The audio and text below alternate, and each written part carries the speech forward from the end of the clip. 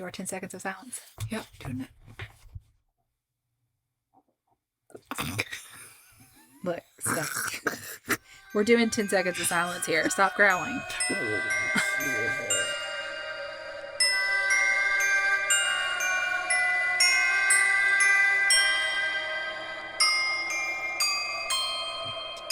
Okay, that's good. So, we just finished recording part 1 of the Cleveland Strangler.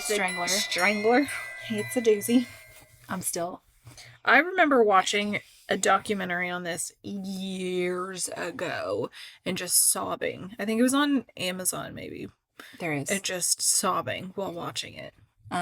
This is the Witches, Magic, Murder, and Mystery podcast. I'm Kara. I'm Megan. Yeah, I think because I mean, it's awful no matter what. Mm-hmm. It's especially awful when you think about the 2 women who escaped. Right. And went to the police. Mm-hmm. Also wonder how many women escaped and didn't go to the police because they knew nothing would be done. Yep. Because Vanessa Gay even said, I'd reported a rape in the past and it didn't happen. It wasn't by Anthony Sowell, right. But like, she'd already had the experience of feeling like they're treating her like the boy who cried wolf. Mm-hmm. Mm-hmm, mm-hmm, mm-hmm. Also have questions about, he got out of prison in 2005. And Crystal Dozier, the first woman to disappear, didn't go missing until 2007. Yep. And I'm curious about. In between those 2 years, what's happened?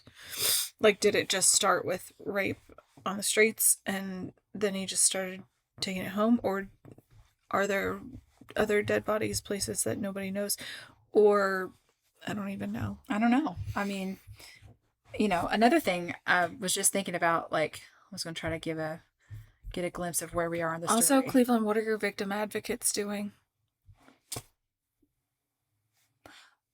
I don't even know if it's getting to the victim advocates. I don't know what happens. Yeah, how is this all just like, what, did you even take a report, detective? So, we're in December 2008. Mm-hmm. Gladys Wade has just escaped from Anthony Sowell's house. Went to the police. Spoke with the detective. Nothing happened. At that point, several women have already disappeared. Mm-hmm. We know that those women are dead and still in his house. Right. Or buried in his yard or in the crawl space or in the basement. Oh my God. Regardless, or in a bucket. Still in the house. Mm-hmm. He targeted women who were vulnerable. Mm-hmm. Who had a history of drug problems, who had maybe been vulnerable their whole lives. Rough pasts. Mm-hmm. Lonesome. Okay, let's talk about the next one. So a few months after Michelle Mason disappeared, only 1 month after Gladys Wade went to the police, mm-hmm. Kim Smith would be the next woman to disappear. Kim was 44. She had grown up as an only child, and the relationship she had with her dad just makes me want to cry because it's so sweet, but we'll get to it. So, typical childhood, it actually sounds a lot like mine. I wasn't an only child, but my brother was 6 years older, right. So, Yeah. Both of her parents worked. She played with dolls, watched cartoons. She was really close with her cousins. Mm-hmm. She loved animals. Her parents divorced by the time she got to high school, and her mom remarried, and Kim gained a stepfather and 3 stepbrothers. Oh, okay. She still had some contact with her dad. He thinks that she started using drugs in high school, first marijuana and then harder stuff. Okay. She graduated from high school. She went on to community college. So it was real artsy. She took a lot of classes in like art and dance. And as an adult, her friends talked about how she was creative and artistic. Okay. She loved to sing and sometimes worked as a backup dancer. Oh. Nope. And sometimes worked as a backup singer. Oh, okay. Mm-hmm. I mean, she danced too. Probably. Maybe she did as well. She was arrested several times for drug-related charges. Mm. Her dad, Don, was a Marine Corps veteran, kind of what I was talking about at the end of the last episode. And he said he never missed a chance. He never missed a visit with her in jail. No. He would go and he would talk to her about quitting the drugs, and she would talk to him about how she wanted to get clean. And he arranged for her to go to drug treatment programs. He paid for those. Oh. He also paid for her appointments to see a psychologist. Oh. Her dad had a spinal injury and was wheelchair bound, So Kim lived with him and took care of him while she went through the drug treatment programs. Oh, wow. Okay.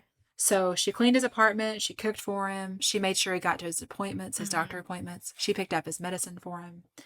Just all the things you do when you're Right. taking care of your dad, Yeah. Kim never married. She never had kids. So she basically devoted her life to caring for her father, and she was working on getting clean. Okay. He never gave up on her. He was one of the few who kept trying. Even when he was upset with her and disappointed, he never quit. And she wanted to get better so she could take care of him. It was Okay. basically like, He's depending on me. Yeah. so Kim disappeared now and then, not for very long, just a day or two at a time. But she would always call to check in because she knew she had to take care of him. But of course, it was obvious to her dad what she was doing when she would disappear. Right. On January 17th of 2009, Kim went shopping with her aunt. Her dad gave her $100 and told her to have fun. So this was just a few days before her birthday. Oh. So I think it was kind of like a birthday gift from him, like, here, go buy yourself something. So Kim and her aunt went shopping, bought some things, had a good lunch, and then her aunt took her back home to her dad's house. And that night, Kim gave her dad a hug and a kiss. She was like, I'm going out. And she never came home. Oh. So like Michelle, Kim's dad knew something was wrong immediately.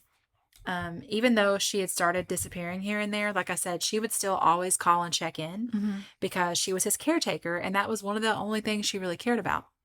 So when days went by and she didn't check in, Dawn got worried. And it just kills me to think about him alone, wondering. Yeah. Because that's the thing.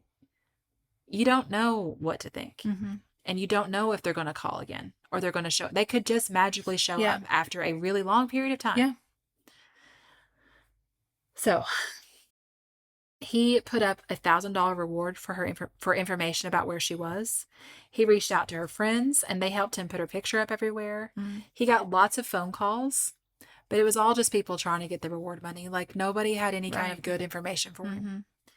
So then one night his phone rang and the caller told Dawn that his daughter was dead. And Dawn didn't want to believe it. And I still don't know who that call was. I doubt it was Anthony Sowell. Yeah. But it could have just been, sometimes people are just mean. Yeah.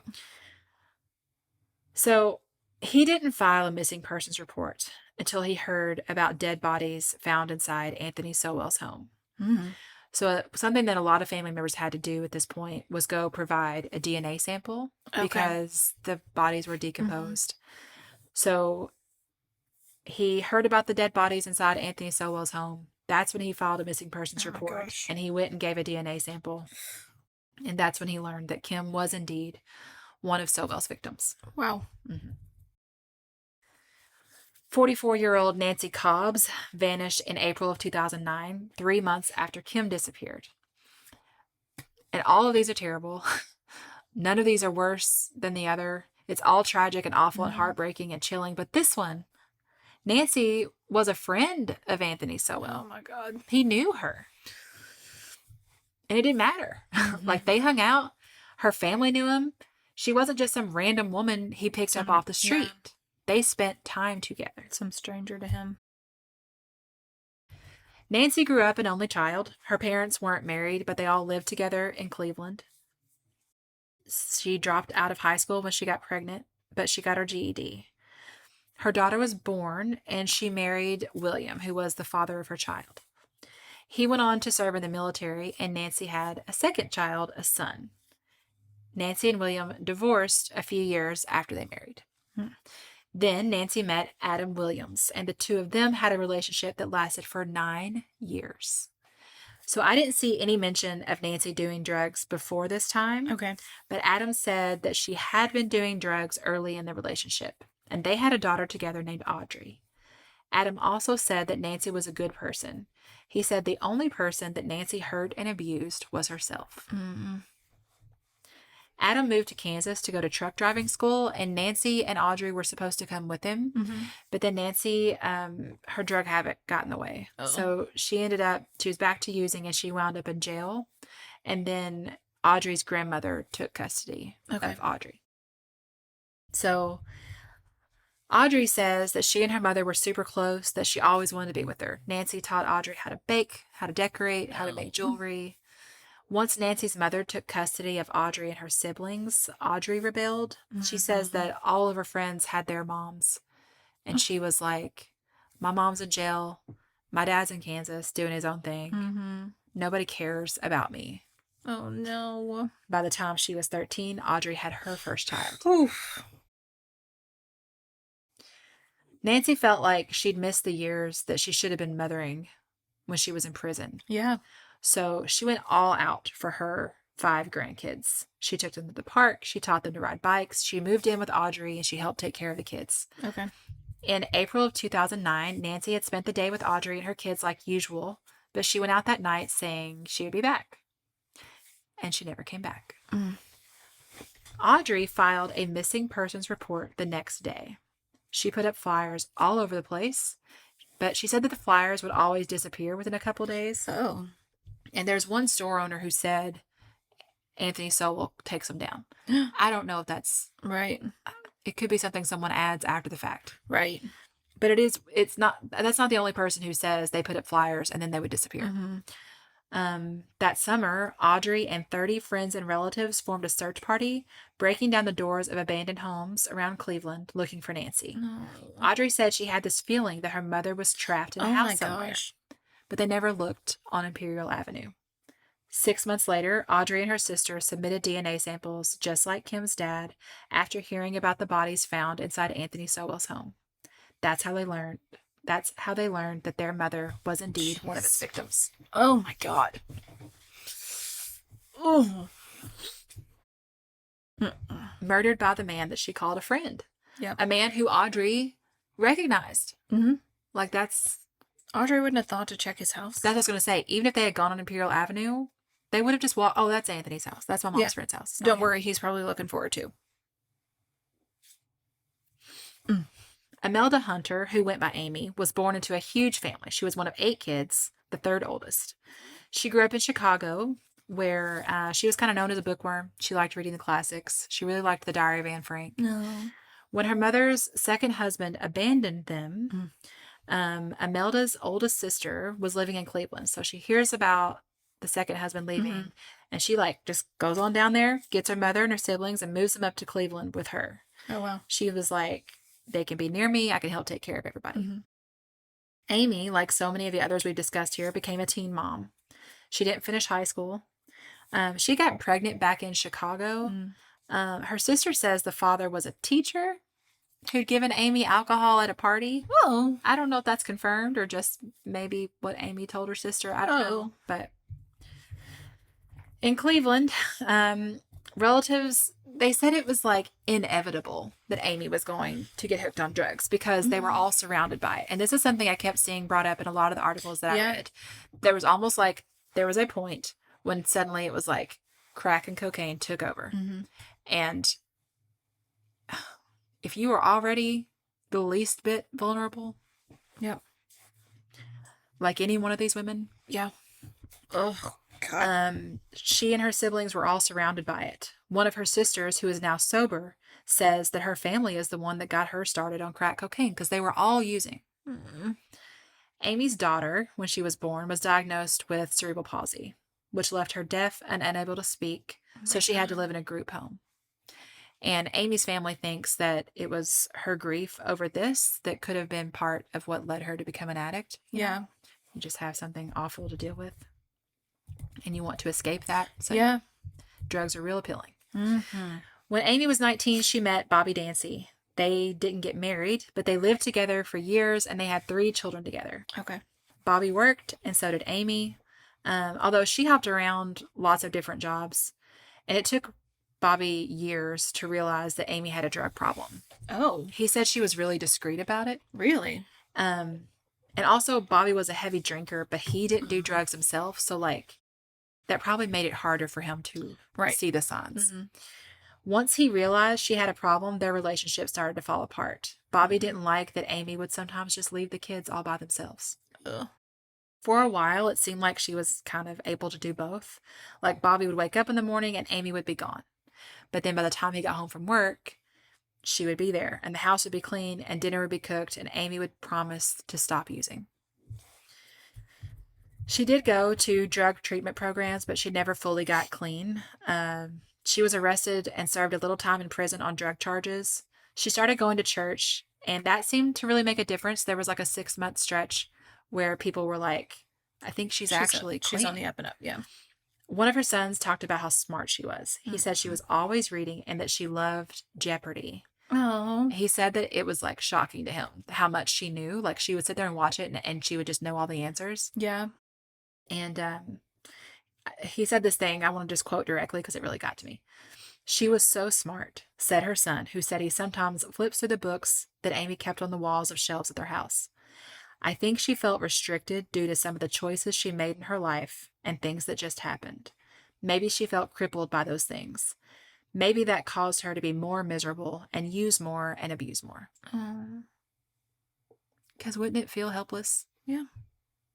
And then the police don't seem to care what happens to you. Right. And then you're just stuck in that whirlwind of never-ending right. And what's the point of trying to get better? Everything's just continually falling apart and you can't get better. You can't make it better. And then you can also do drugs and forget that feeling. Yep.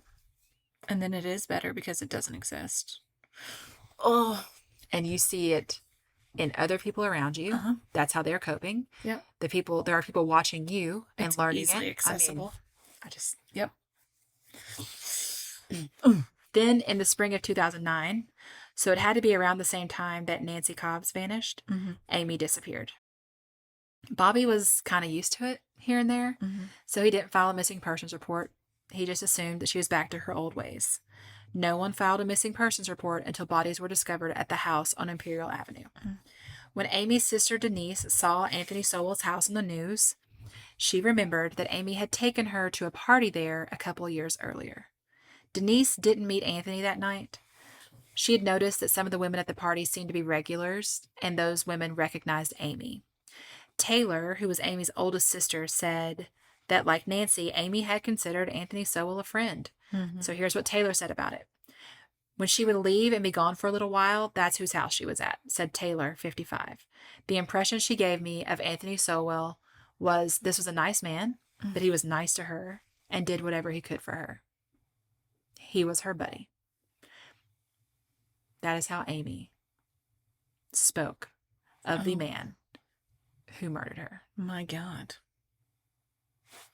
Oh, he just built that trust up to the point where he was like, all right, they're vulnerable enough to trust me. And they meant nothing to him. Yeah, no. A couple months later, Janice Webb would be the next woman to vanish. Known as the prankster of her family when she was a kid, she had grown up in Cleveland and graduated from high school and got pregnant a few years later. She met a man named Michael Harrell, and they ended up getting married. Okay. Their marriage lasted 4 years. He worked for a local courier service, and she worked downtown at a toy store, and sometimes she would go with him on trips to like New York City and Ann Arbor, and they enjoyed going to clubs together. He spoke really fondly of her, said he really fell for her and had a good time with her. Janice's father died in 1985, and after that, some of her sisters started using crack cocaine. Oh my God. And this made Janice really angry. Like, she was mad at them. She was like, what are you doing? Yeah. Don't do this. Don't do drugs. Right. She just didn't approve of what they were doing. And then Janice went with her husband, Michael, to Los Angeles to visit his family, and they stayed there for 6 months. It was his family that introduced Janice. Are you kidding me? To drugs. Oh my God.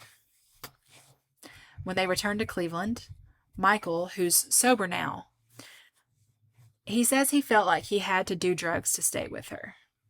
What? I have problems. Yeah. I don't know him.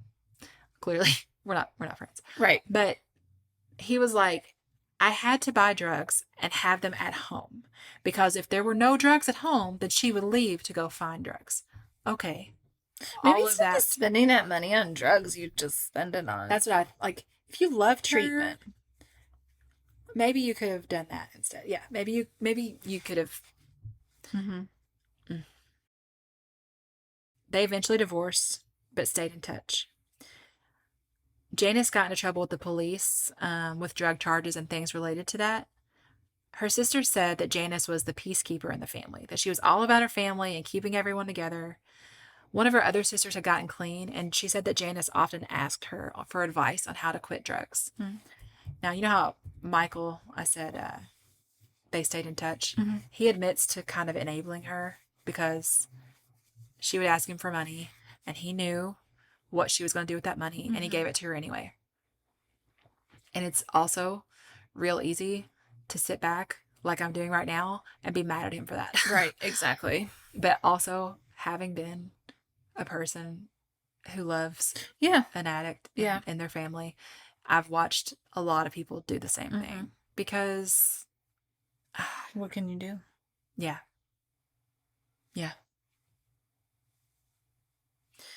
So Janice vanished on June 3rd, 2009. Okay. She was 48. She'd been living with a boyfriend at the time, and she'd been good at keeping in touch with her siblings.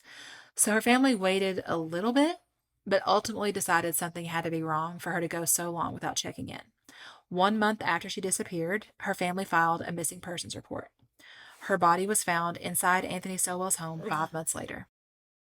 Oh.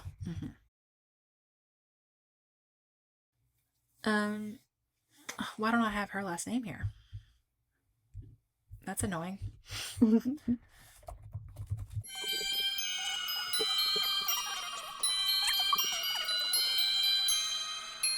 Fortson. Okay.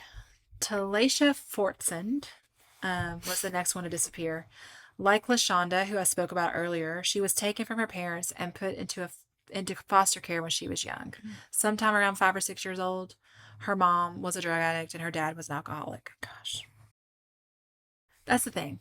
So many of these kids just grew up in broken homes.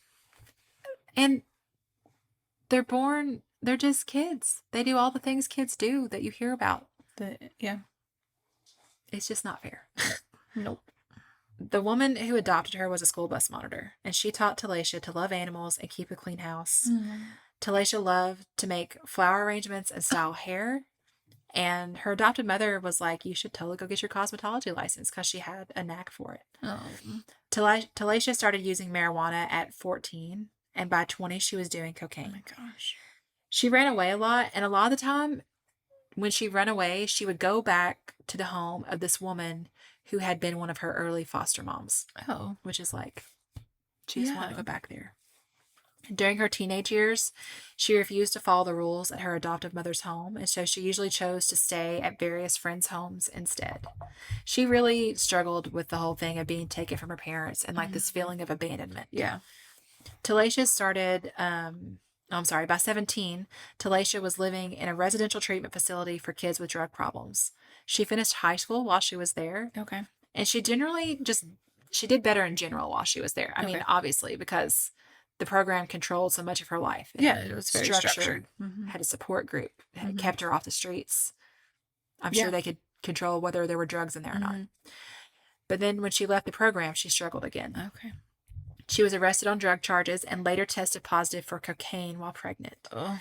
She eventually lost custody of that son, as well as a second child a few years later. Jeez. Social worker reports talk about Telacia's history of domestic violence, repeated suicide attempts, and failure to complete 3 different drug treatment programs. Oh, wow. They were like, she doesn't have a permanent home. She doesn't have any parenting skills. She can't take care of these kids. Right. She didn't have good luck with men, basically moving from one unhealthy relationship to another. Ugh. When she got pregnant for a 3rd time, she went to Laura's home, which was a shelter in Cleveland. She wanted to get her life back on track. And I imagine at that point, it was like she lost 2 children and she didn't want to go through it again. I'm sure she felt like, I'm pregnant again and I'm going to keep this one.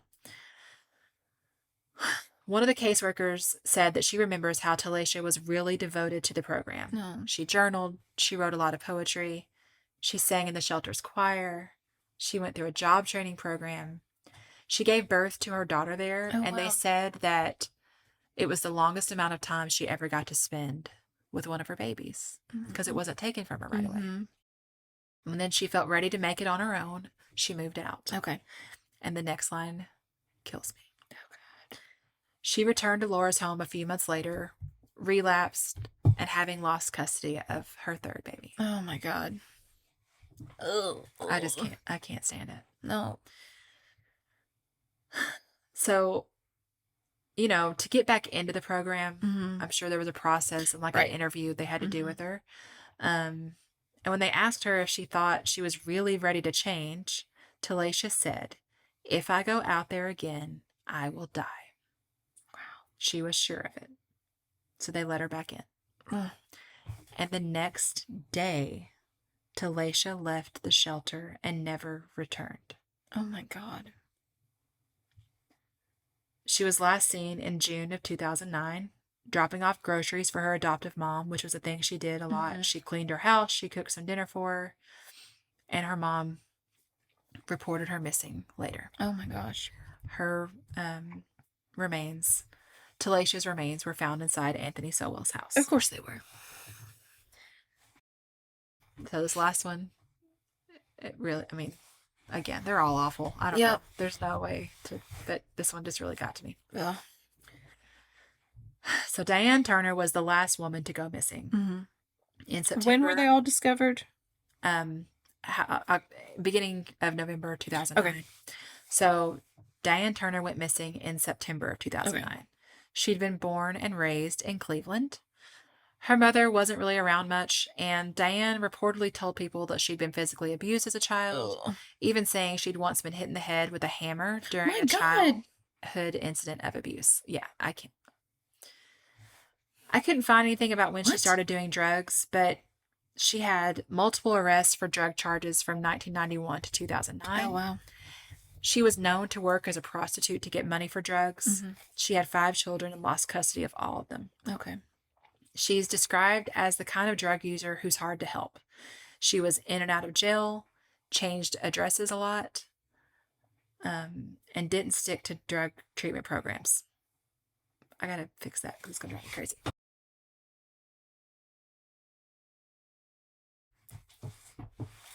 This part. Okay. All of it, guys. This whole story. Here we are. So she was described as the kind of drug user who's hard to help. She was in and out of jail, changed addresses a lot, didn't stick to drug treatment programs. And once in a support group in jail, there was like a reporter there doing a story, and she just happened to be there for this.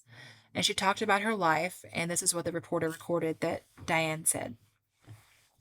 "They said I was never going to be nothing, and I believed them. I've been in and out of here my whole life," meaning jail. "I never had no family. I always been by myself."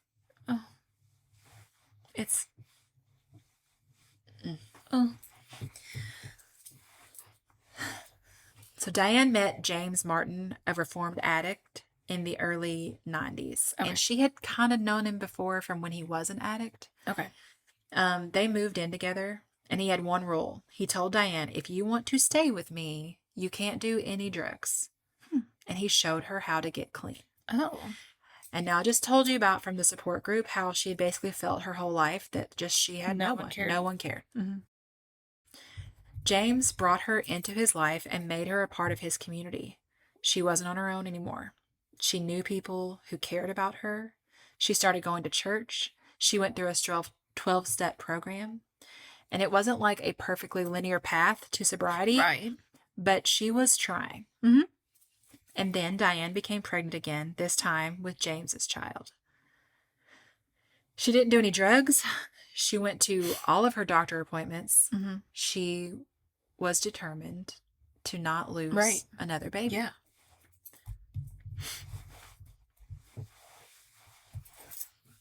Oh, God. Oh, God. No, no. Oh, no, oh, no, oh, no. But she did. Social workers took Diane's baby just 4 days after she gave birth, even though there was evidence that Diane had not used drugs in 21 months. Wait, what? This woman has lived her whole life on the streets, basically. Nobody caring, nobody being there for her, nobody taking care of her. She had to figure it out by herself. She has been on drugs and in and out of jail her whole life. She has gone 21 months. She somehow turned it around, Yeah. and they took that baby away. Just, Oh my God. now, in order to get her baby back, she agreed to enroll in a residential drug treatment program with her baby. Like it was something they did But together. even though there's the dad, that's Mm-hmm. She had to. so she and the baby are being taken away from the baby's father, Mhm. just so she can prove that she's not a drug addict. Mm-hmm. Okay. That she can be an unfit parent, or that she can be a fit parent. And the thing is, I get with her history Right. and all the babies they've taken from her before, they don't want to just like on a whim be Willy-nilly, like, yeah. this one's going to be fine. Mhm. But it just seems, well, it gets worse. So let's just go. Okay. Staffers at the drug program asked county officials to remove Diane's baby after they observed Diane overfeeding her and feeding her spoiled milk. Diane had epilepsy, which meant she required a lot of sleep. And the staff was like, that prevents her from providing proper care for the child.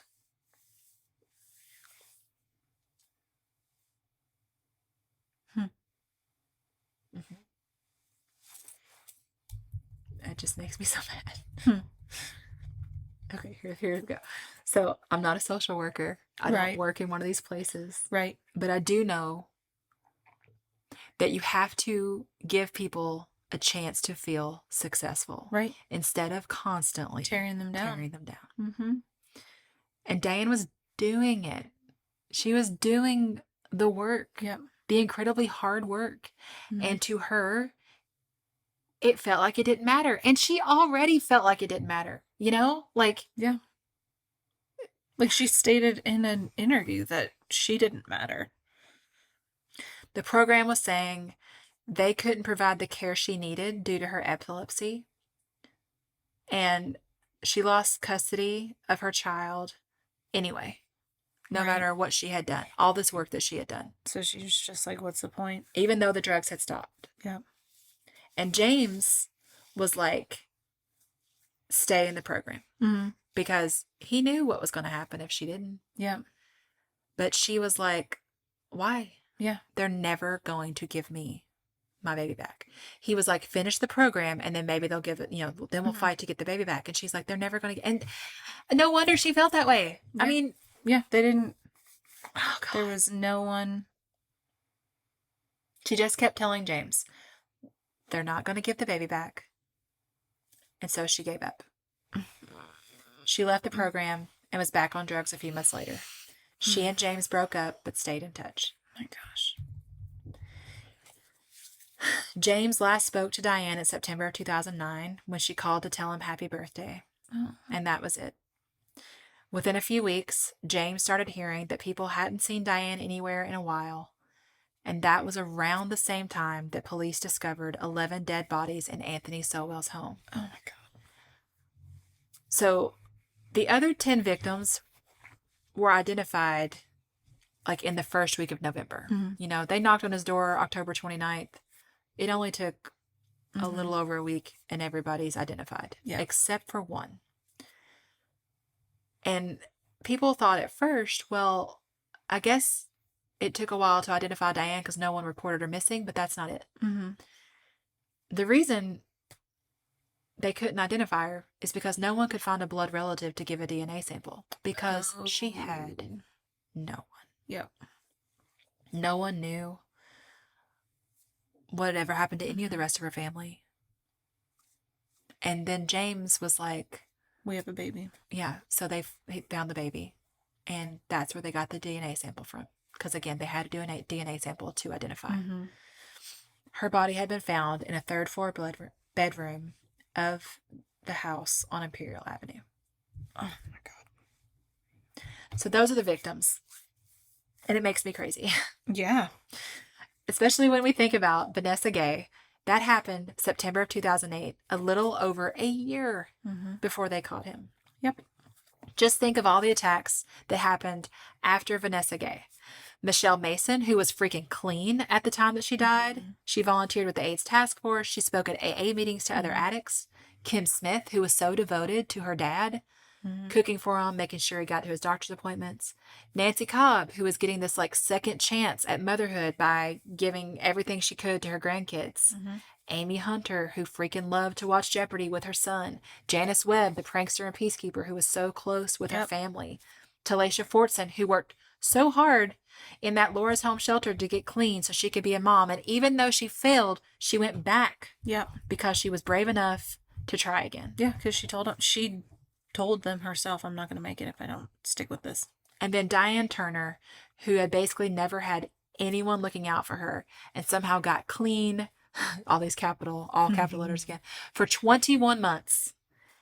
And yes, it fell apart and she lost the baby that she fought so hard to keep.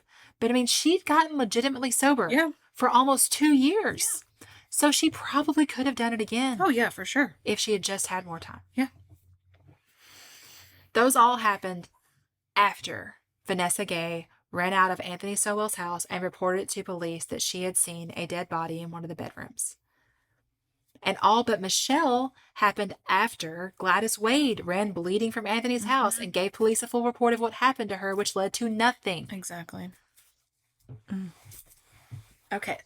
So let's go back to October 29th, 2009, where this all started at the beginning of the part one. Police have shown up at Anthony Sowell's house and discovered dead bodies inside. They return the next day and find more. And on Halloween Day, 2009, police arrest Anthony Sowell, who's walking about 1 mile from his home. Oh, my God. A judge orders that he be held without bond. About a year and a half later, in June 2011, jury selection begins for his trial, and the trial concludes on July 22nd, when a Cuyahoga County jury found 51-year-old Anthony Sowell guilty of 82 counts, including aggravated murder.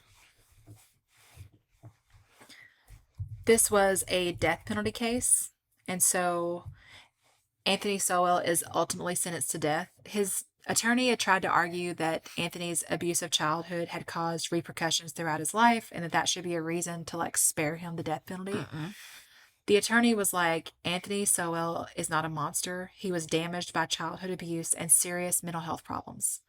But the judge rejected the argument and upheld the jury's recommendation for the death sentence.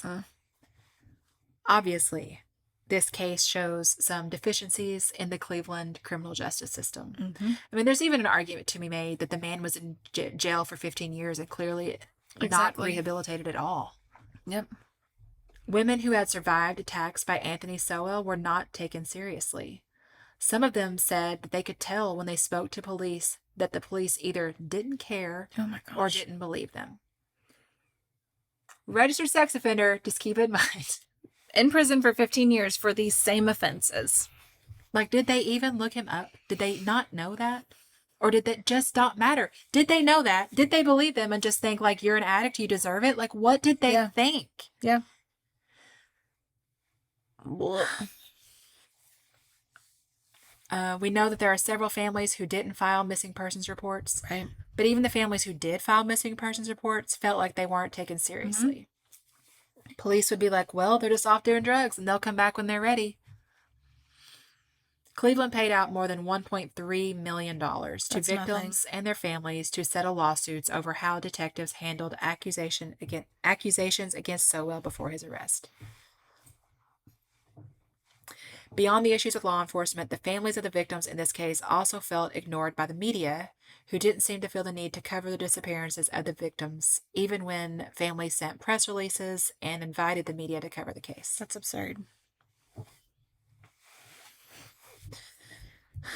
Of course, Anthony Sowell appealed his death sentence, and he was still in the middle of appeals when he died on January 21st of last year, 2021, after an unspecified terminal illness.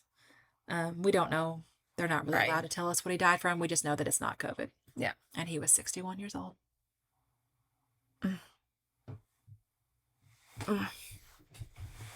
Oh, that's the end. Oh my God.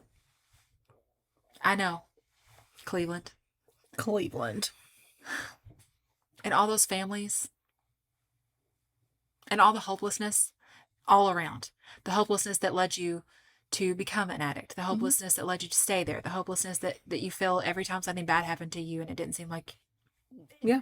like, I'm not saying your family didn't care about you, but like the people who were supposed to protect you, the police, Couldn't. just over and over again They just demonstrated were that they like, didn't care. Goodbye. And maybe, I don't know, there are people who, I won't argue this. There are people who would argue, oh, well, because of all the things the police have seen, they get hardened to it. But I'm just like, They still have a job to take do. an oath. Right. Like, I Maybe understand. it's time for them to step down if that's their situation.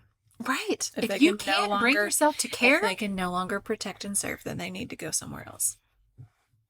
like, I can understand. I mean, again, with my experience with my family member, reaching a point where you have to almost close yourself off from it, Mhm. or else it will just, Eat you alive. yeah, you go crazy. Mm-hmm. But I'm also not a cop. Right. Like, with her, I have to sit back and be like, I can't, Mm-hmm.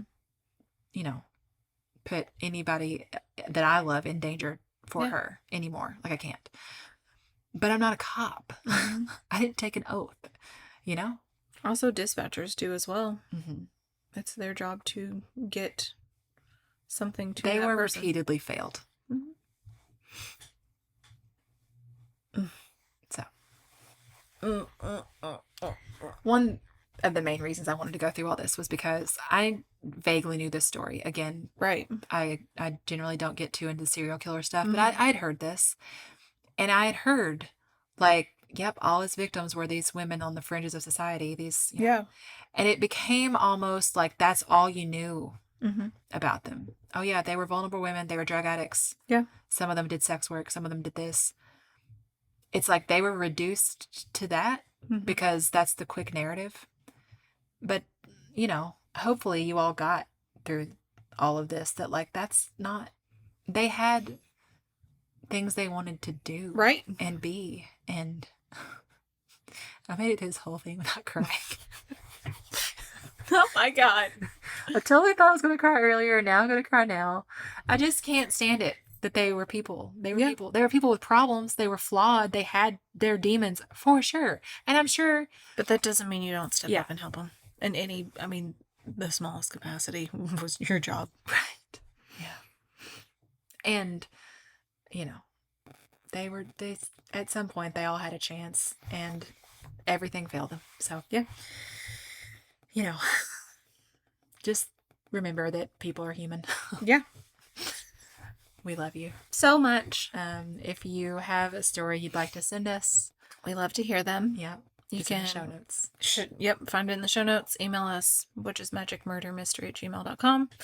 Come hang out with us in the Facebook group. We'll It's talk so about much it. fun. We can all rant and rave about this some Oh more. gosh, yeah. Okay. Yep. All right. We love you So much. Go. Goodbye. Goodbye.